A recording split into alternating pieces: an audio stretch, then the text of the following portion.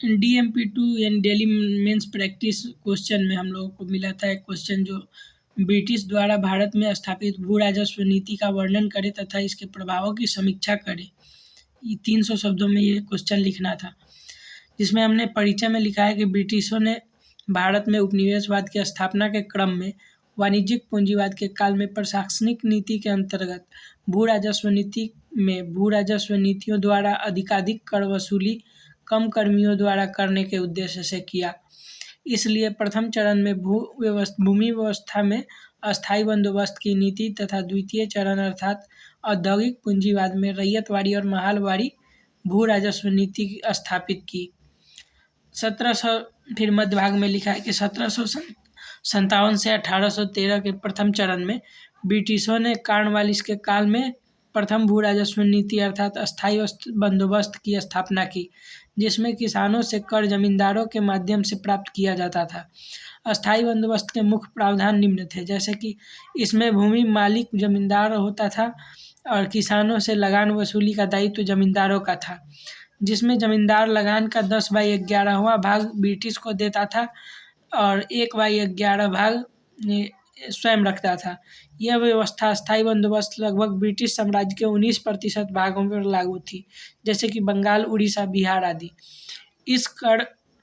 इसमें कर समय पर नहीं जमा करने पे किसानों व जमींदारों से कर छीन लिए जाते थे तथा नीलाम कर दिए जाते थे। इसके बाद लिखा है कि द्वितीय चरण अर्थात औद्योगिक पूंजीवाद 1813 से 1858 के बीच स्थापित नीतियां निम्न थी, जैसे कि रैयतवाड़ी व्यवस्था थॉमस मुनरो द्वारा लागू की गई। दक्षिण अफ्रीका में जमींदारों का अभाव था, अतः ब्रिटिश किसानों से सीधा लगान वसूलना चाहते थे, इसलिए बिना बिचौलियों अर्थात जमींदारों वाली इस व्यवस्था को लागू किया था।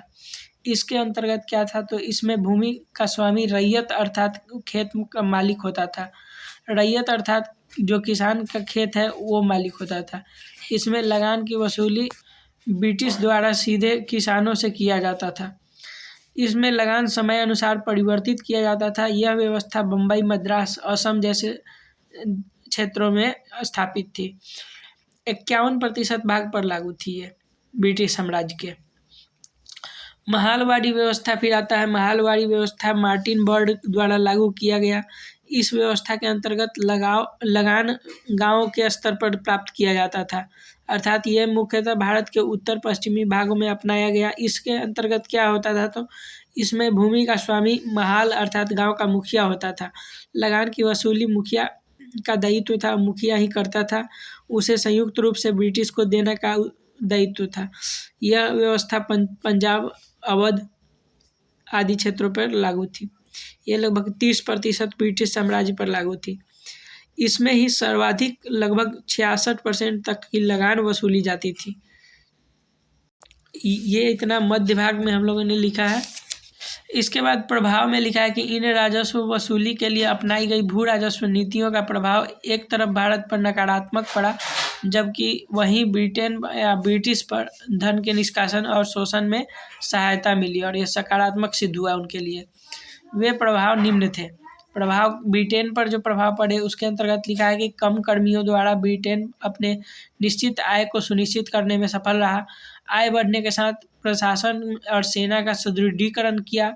धन के निष्कासन में सफलता मिली।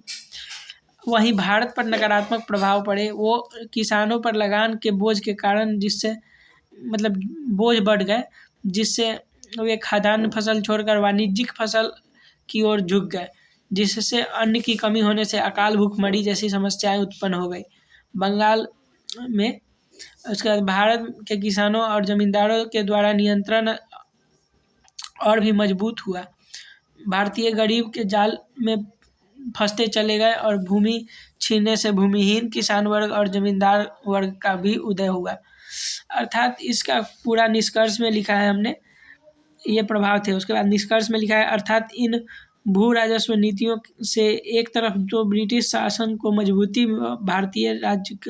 भारतीयों पर गरीबी, भूखमरी जैसे स्थिति उत्पन्न हुई, अर्थात नकारात्मक स्थिति उत्पन्न हुई, जिससे भारत दरिद्रता की ओर बढ़ने लगा और ब्रिटेन संपन्नता की ओर बढ़ा।